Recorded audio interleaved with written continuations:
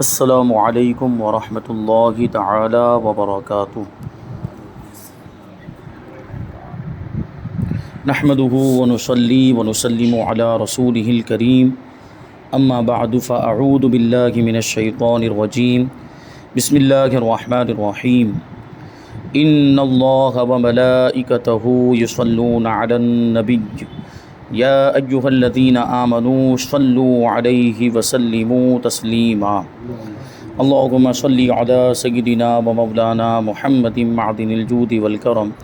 وآلہ الکرام وابنہ الکریم وبارک وسلم، صلاۃ و سلاما علیک یا رسول اللہ صلی اللہ تعالی علیہ وسلم۔ مشاجرات صحابہ کا بیان جاری ہے۔ اس میں یہ بات بیان کی گئی کہ صحابہ کرام کی شان میں گستاخی کرنا ہرگز جائز نہیں ہے، اور ان کی طرف گناہ کی نسبت کرنا یا نازیبا عبارتوں کو منسوب کرنا یا اس طرح کی غلط باتوں کو، فسق و فجور کو منسوب کرنا جائز نہیں ہے۔ اسی کے تعلق سے آگے ایک سوال یہ ہے کہ صحابہ کرام رضی اللہ عنہم کے بارے میں کوئی ہلکی بات ہمارے علم میں آئے تو ہمیں کیا کرنا چاہیے؟ یعنی کوئی ایسی بات ہمارے سامنے آئے کہ جس سے معاذ اللہ صحابہ کرام کی شان گھٹتی ہو اور گستاخی والا پہلو نکلتا ہو، تو اس کے بارے میں ہمیں کیا عقیدہ رکھنا چاہیے؟ جواب کہ اگر کوئی ایسی چیز ہمارے علم میں آئے جس سے صحابہ کرام رضوان اللہ علیہم اجمعین کی عدالت یعنی عادل ہونے پر عیب لگ رہا ہو، یعنی ان کی شان گھٹ رہی ہو، تو ہمیں چاہیے کہ ہم ان کی صحبت رسول کو یاد کریں کہ وہ حضور پاک صلی اللہ علیہ وسلم کے صحابی ہیں اور انہوں نے اپنے ماتھے کی آنکھوں سے ایمان کی حالت میں حضور کا دیدار کیا، اس بات کو یاد کریں۔ تو ظاہر سی بات ہے جب یہ تصور آئے گا تو ان کا مقام و مرتبہ بھی ہمارے ذہن و دماغ میں واضح ہو جائے گا کہ یہ رسول اللہ کے جانثار صحابہ ہیں، تو ان کی بارگاہ میں ہرگز کوئی بے ادبی نہیں ہونی چاہیے۔ اور بعض سیرت نگاروں نے جو لکھا ہے وہ قابل التفات نہیں ہے، اس لیے کہ وہ روایات صحیح نہیں ہیں، اور اگر صحیح بھی ہوں تو ان کی معقول تعویل بھی کی جا سکتی ہے، یعنی اس کا ایک ایسا مطلب نکالا جا سکتا ہے کہ جس میں گستاخی والا پہلو نہ ہو، بے ادبی والا پہلو نہ ہو، اور صحابہ کرام کی شان برقرار رہے اور ان کے مقام و مرتبے کا لحاظ رہے، ایسا اس کا مطلب نکالا جا سکتا ہے۔ اس کو کہیں گے معقول تعویل، صحیح تعویل، عقل میں آنے والا مطلب بیان کرنا۔ یہ مقام غور ہے کہ یہ کیسے جائز ہو سکتا ہے کہ ہم اپنے دین کے حاملین یعنی رسول اللہ صلی اللہ علیہ وسلم سے دین لے کر ہم تک پہنچانے والوں پر طعن کریں۔ ہم تک دین پہنچانے والے کون ہیں؟ صحابہ کرام کے۔ صحابہ کرام کے ذریعے سے تو ہم تک دین پہنچا، قرآن بھی صحابہ کرام کے ذریعے سے پہنچا ہے اور حدیثیں بھی صحابہ کرام کے ذریعے سے پہنچی ہے۔ تو یہ حاملین دین ہوئے، یعنی دین کو ہم تک پہنچانے والے، تو ان پر طعن و تشنیع اور ان کو برا بھلا کہنا یہ کب جائز ہو سکتا ہے؟ ہمیں رسول اللہ صلی اللہ علیہ وسلم سے جو کچھ بھی ملا ہے ان کے واسطے اور ذریعے سے ملا ہے، تو جس نے صحابہ کرام علیہم الرضوان پر طعن و تشنیع کیا، یعنی لعنت اور بری بات کی، گویا اس نے خود اپنے دین پر طعن و تشنیع کی، کیونکہ یہ عظیم شخصیات ہیں، انہوں نے قرآن اور حدیث کو ہم تک پہنچایا ہے، تو ان پر اعتراض کرنا قرآن و حدیث پر اعتراض کرنے کے برابر ہے۔ صرف حضرت امیر معاویہ رضی اللہ تعالیٰ عنہ اور حضرت عمرو بن عاص رضی اللہ تعالیٰ عنہ کے بارے میں ہی نہیں، بلکہ تمام صحابہ کرام علیہم الرضوان کے بارے میں زبان طعن و تشنیع دراز نہ کی جائے، یعنی کسی بھی صحابی کی شان میں گستاخی نہیں ہونی چاہیے۔ آگے سوال ہے کہ کیا حضرت امیر معاویہ رضی اللہ تعالیٰ عنہ نے حضرت سیدنا سعد ابن ابی وقاص رضی اللہ تعالیٰ عنہ کو حکم دیا تھا کہ وہ معاذ اللہ حضرت سیدنا علی مرتضیٰ رضی اللہ تعالیٰ عنہ کو گالیاں دے؟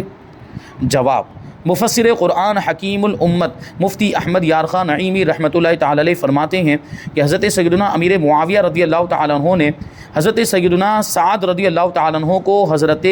علی مرتضیٰ رضی اللہ تعالیٰ عنہ کو گالی دینے کا حکم نہیں دیا،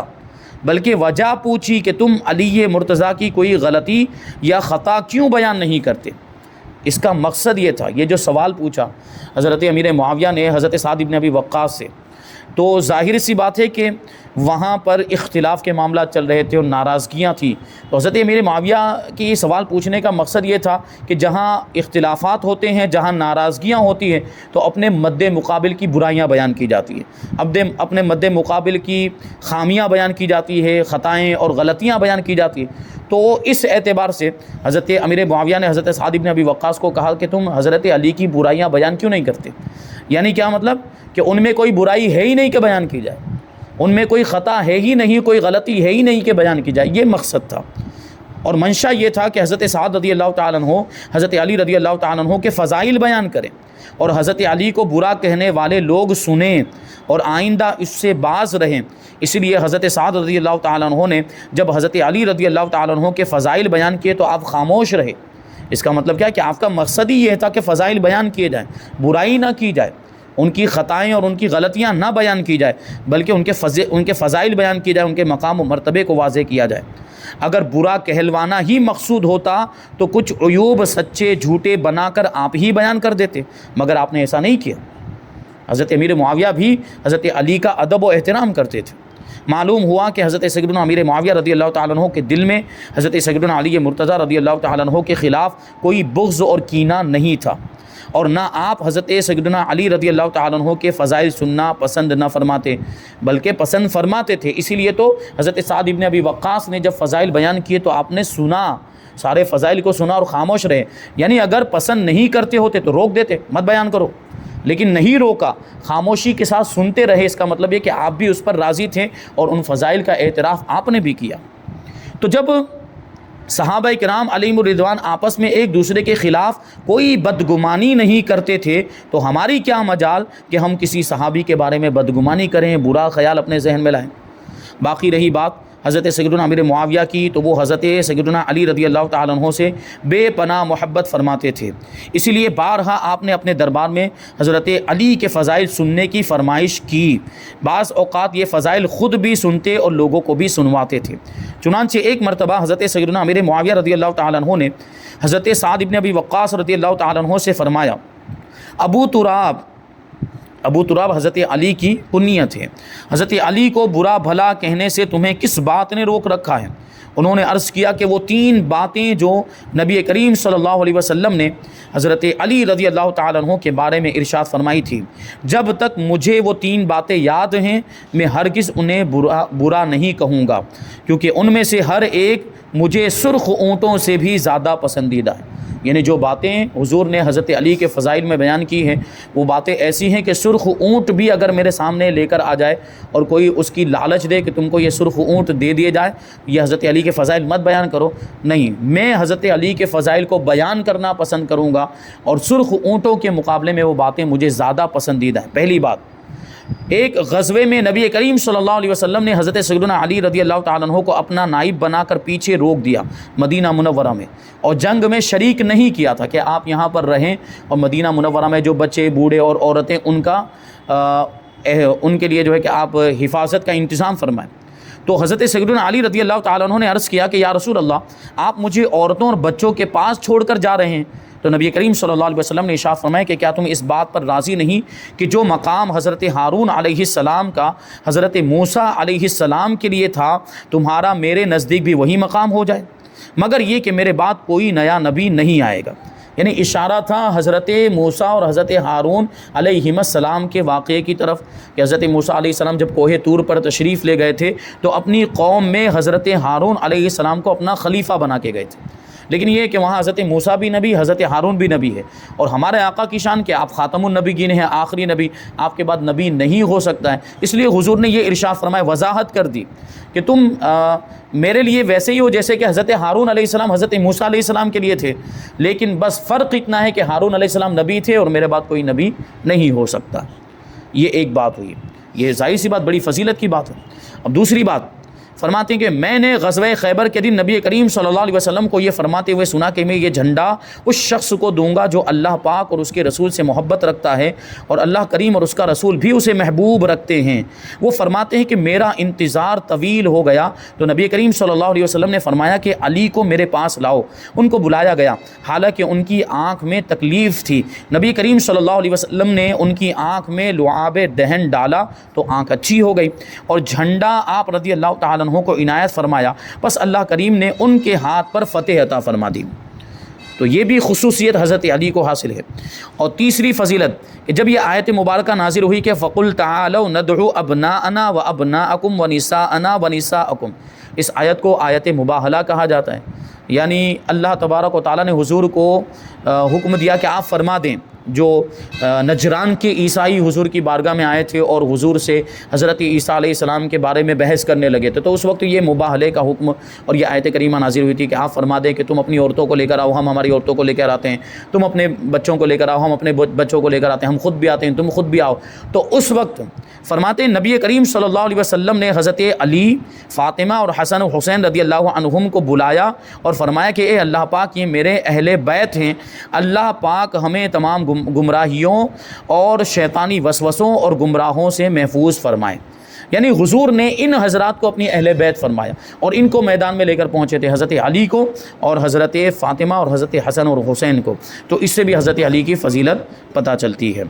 تو بہرحال صحابہ کرام کی شان میں گستاخی ہرگز نہیں ہونی چاہیے اور صحابہ کرام کا ادب و احترام ملحوظ رہنا چاہیے۔ اب حضرت ابو سفیان کا مختصر تعارف یہاں پہ بیان کرتے ہیں۔ حضرت ابو سفیان یہ حضرت امیر معاویہ کے والد ہیں۔ تو مسلمان ہونے سے پہلے جب یہ حالت کفر میں تھے تو یقیناً یہ اسلام کے بہت بڑے دشمن تھے، لیکن جب مسلمان ہو گئے تو ظاہر سی بات ہے اب ان کو برا بھلا نہیں کہا جا سکتا، صحابی کا مرتبہ ان کو بھی ملا۔ فرماتے ہیں کہ حضرت امیر معاویہ اور ان کے والد محترم کا مختصر تعارف بیان کیجیے۔ جواب: حضرت امیر معاویہ رضی اللہ تعالیٰ عنہ کے والد محترم کا نام حضرت ابو سفیان رضی اللہ تعالیٰ عنہ ہے اور وہ صحابی رسول ہیں۔ وہ فتح مکہ کے دن اسلام لائے۔ رسول اللہ صلی اللہ علیہ وسلم نے ان کے گھر کو دارالامان یعنی امن کا گھر فرمایا، کیونکہ جب مکہ فتح ہوا تھا تو کفار اب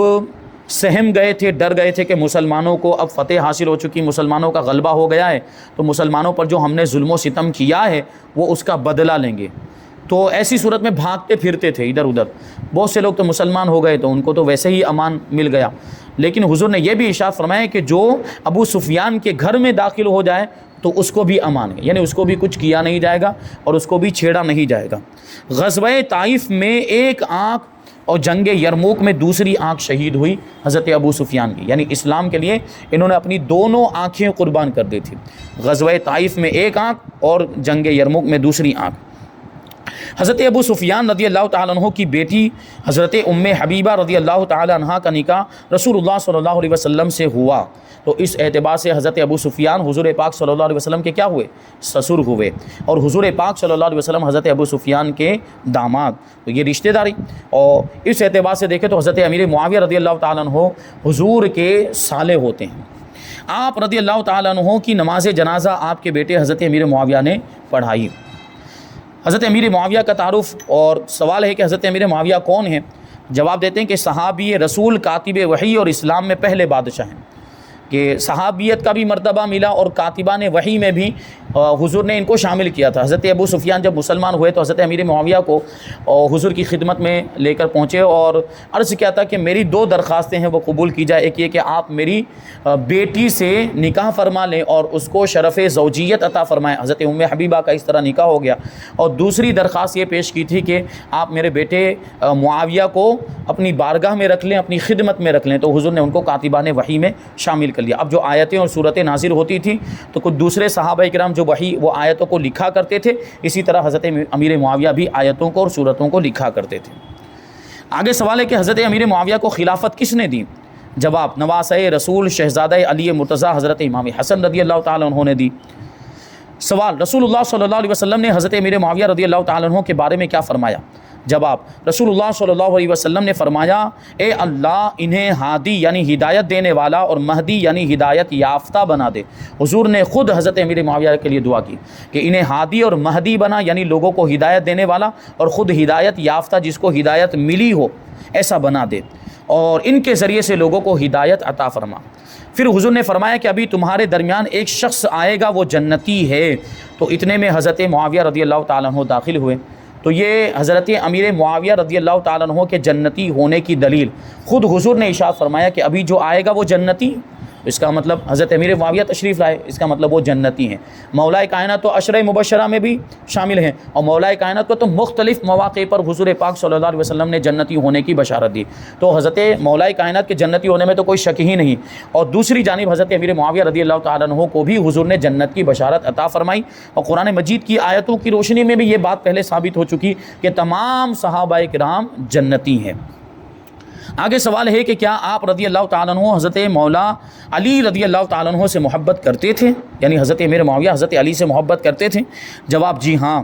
ایک مرتبہ حضرت علی رضی اللہ تعالیٰ عنہ بارگاہ رسالت میں حاضر ہوئے تو نبی کریم صلی اللہ علیہ وسلم نے حضرت امیر معاویہ رضی اللہ تعالیٰ عنہ سے فرمایا، اے معاویہ کیا تم علی سے محبت کرتے ہو؟ انہوں نے عرض کیا، اس ذات کی قسم جس کے سوا کوئی معبود نہیں، میں اللہ پاک کے لیے ان سے بہت محبت کرتا ہوں۔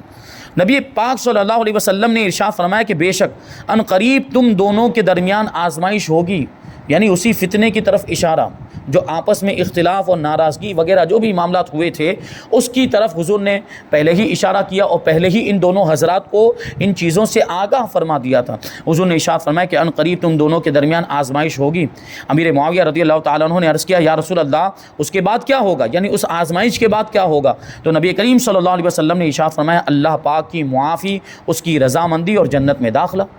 یعنی دونوں حضرات جنت میں جائیں گے اور دونوں حضرات کو اللہ تبارک و تعالی معافی کا فرمانہ عطا فرما دے گا، اور یہ حضور پاک صلی اللہ علیہ وسلم کی صحبت کی برکت سے ہوگا۔ حضرت امیر معاویہ رضی اللہ تعالیٰ عنہ نے عرض کیا کہ ہم اللہ پاک کے فیصلے پر راضی ہیں۔ سوال، آپ رضی اللہ تعالیٰ عنہ کی وفات کب ہوئی؟ جواب، حضرت امیر معاویہ رضی اللہ تعالیٰ عنہ کی وفات بروز جمعرات 22 رجب 60 ہجری میں ملک شام کے مشہور شہر دمشق میں ہوئی۔ اس وقت آپ کی عمر 78 سال تھی اور مزار پاک دمشق میں باب الصغیر کے پاس موجود ہے۔ آخری سوال اس باب کا، حضرت امیر معاویہ رضی اللہ تعالیٰ عنہ کے کفن میں کیا کیا تبرکات تھے؟ جواب، حضرت امیر معاویہ رضی اللہ تعالیٰ عنہ کے پاس رسول اللہ صلی اللہ علیہ وسلم کا کرتا مبارک، ایک تہبند شریف، ایک چادر پاک اور ناخون شریف، یعنی حضور پاک صلی اللہ علیہ وسلم نے جو ناخن کاٹے تھے، ناخنوں کو تراشا تھا، تو صحابہ کرام دیکھیے حضور پاک صلی اللہ علیہ وسلم سے نسبت رکھنے والی چیزوں کا کیسا ادب و احترام کرتے تھے کہ ان ناخن کے تراشوں کو بھی صحابہ کرام نے محفوظ کر لیا، اور حضور پاک صلی اللہ علیہ وسلم کے منہ مبارک کو، آپ کے بال مبارک کو بھی صحابہ کرام نے محفوظ کر لیا۔ تو یہ چیزیں ہوتے ہوتے اور پھر وہ حضور پاک صلی اللہ علیہ وسلم نے جب ناخن تراشے تھے تو جو صحابہ کرام وہاں پر موجود تھے، صحابہ کرام کے درمیان ناخن کے تراشوں کو حضور نے تقسیم فرمایا، تو اس میں سے کچھ ناخن کے تراشے حضرت امیر معاویہ کے بھی حصے میں آئے تھے، اور کچھ منہ مبارک بھی جو حضور نے عمرے کے موقع پر یا حج کے موقع پر اتارے تھے، وہ حضور پاک صلی اللہ علیہ وسلم کے بال مبارک بھی بہت سے صحابہ کرام کے پاس موجود تھے، تو حضرت امیر معاویہ کے پاس بھی وہ بال مبارک تھے۔ تو ان کے بارے میں، یعنی ان تبرکات کے بارے میں، حضور کا کرتا مبارک، تہبند شریف، چادر مبارک، ناخون شریف اور منہ مبارک کے بارے میں حضرت امیر معاویہ رضی اللہ تعالیٰ عنہ نے وفات کے وقت وصیت کی تھی، اور وصیت کرتے ہوئے کہا تھا کہ ان مقدس کپڑوں میں مجھے کفن دیا جائے، یعنی حضور کے تہبند میں، اور حضور کی چادر مجھے پہنا دی جائے، تہبند لپیٹ دیا جائے، کرتا پہنا دیا جائے، وہ انہی کپڑوں میں۔ اب ظاہر سی بات ہے یہ حضور کے مبارک کپڑے ہیں، حضور کا مبارک لباس ہے، تو اس سے برکت حاصل ہوگی، اور ان کو تبرکات کہا بھی جاتا ہے۔ تبرکات کا مطلب یہ ہوتا ہے کہ جن سے برکت حاصل کی جائے،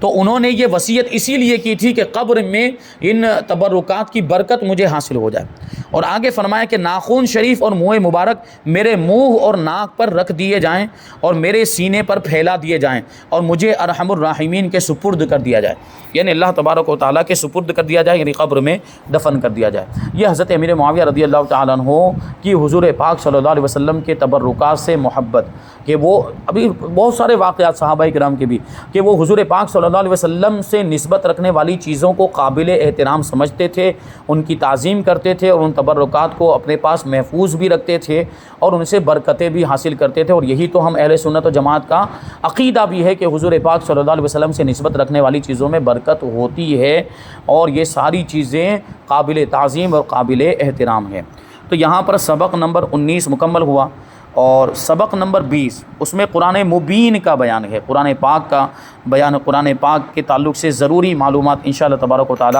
یہ آئندہ درس میں ہم شامل کریں گے۔ اور اس کے بعد جو سبق نمبر 21 ہے اس میں ملائکہ کا بیان، ملائکہ مطلب فرشتے، فرشتوں کے بارے میں کہ فرشتے کسے کہتے ہیں، فرشتے کس چیز سے بنے ہیں، اور فرشتوں کے کام، ان کی ذمہ داریاں کیا ہیں، اور کون سے فرشتے مشہور ہیں۔ انشاءاللہ تبارک و تعالی یہ وقت رہا تو دونوں سبق ایک ساتھ میں آئندہ درس میں شامل کیے جائیں گے۔ اللہ تبارک و تعالیٰ کی بارگاہ میں دعا ہے کہ جو کچھ بھی بیان ہوا اس پر ہم سب کو عمل کرنے کی توفیق عطا فرمائے۔ صحابہ کرام اور اہل بیت رضوان تعالی علیہم اجمعین کی ہم سب کو تعظیم کرنے کی توفیق عطا فرمائے اور ان سے محبت کرنے کی توفیق عطا فرمائے، مذہب اہل سنت و جماعت پر ہم سب کو قائم و دائم رکھے اور اسی پر ہم سب کا خاتمہ فرمائے۔ وما علینا الا البلاغ۔ السلام علیکم۔